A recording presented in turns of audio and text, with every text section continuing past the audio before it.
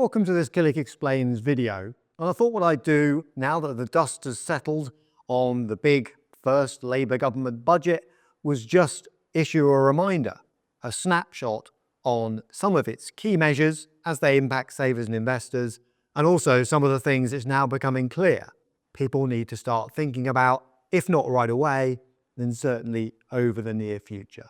And you will see plenty on this topic, I think, as we go forward, because there was quite a lot to digest. So, recent budget, unless you had your head under a duvet, you kind of missed it. Basically, the core theme was this was a tax raising budget, not going to go into the politics of it, and it was a borrowing budget.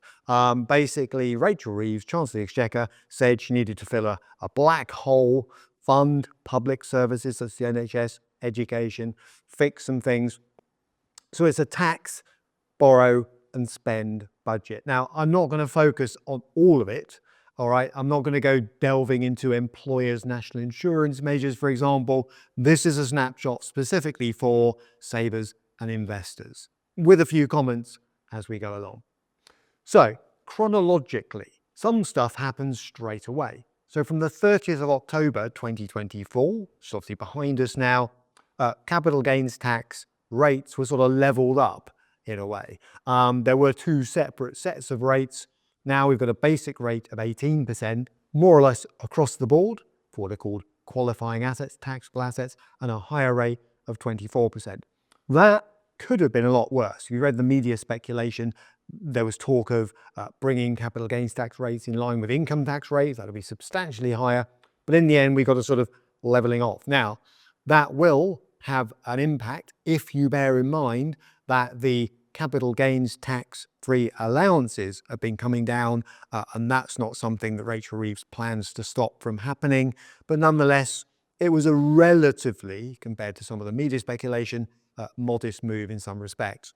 Then a more subtle one, if you like, and that is the lifetime limit, this is capital gains tax again, for what's called investors' relief on certain qualifying disposals, unlisted shares being a case in point.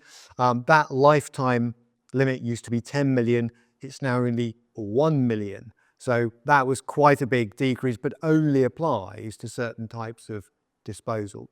Whereas the change in the rates, if you like, is a kind of universal across the board change.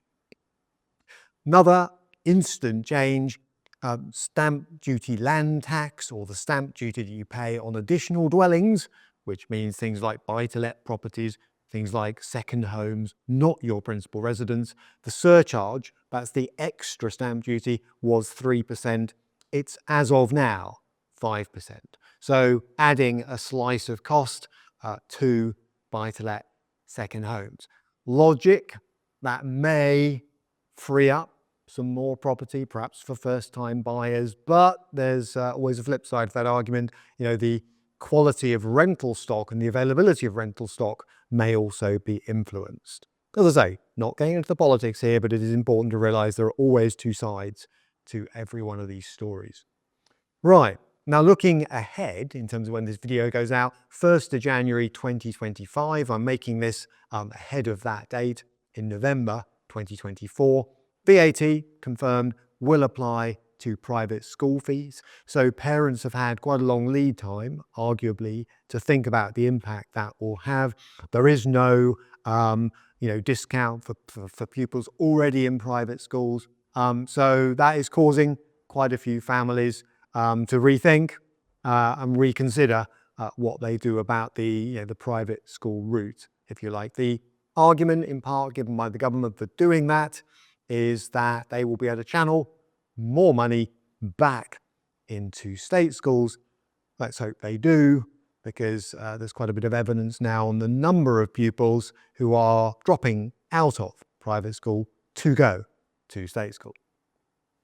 Now, if we then wind forward a bit further, so 6th of April 2025, or rather the start of what's going to be the next tax year, because we're currently in the tax year 2024, 2025, so next tax year. I won't say too much about this, but it was the biggest single tax raising measure by volume, if you like, in the budget, and that is employers' NI moving up to 15%.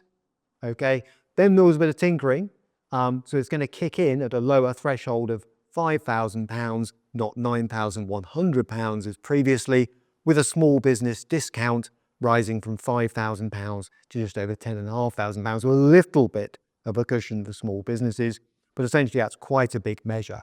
The amount the rate increased by doesn't sound like a lot, okay, just over 1%, but the impact, given you're talking about potentially, all or most of the employers across the economy, is pretty big. And businesses are having to work out what to do with that. Do they pass the extra cost out to customers?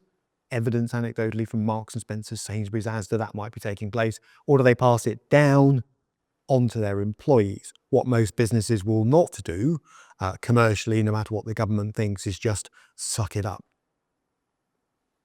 Okay, next is basically from the same date. This was sort of baked in. The previous government had talked about this, Rishi Sunak. The non-dom regime becomes a residency regime. Now, I'm not going to go into the detail here. It's not really directly affecting a lot of people watching this video, but essentially there is a status where you can be UK resident, but your permanent legal home is somewhere else.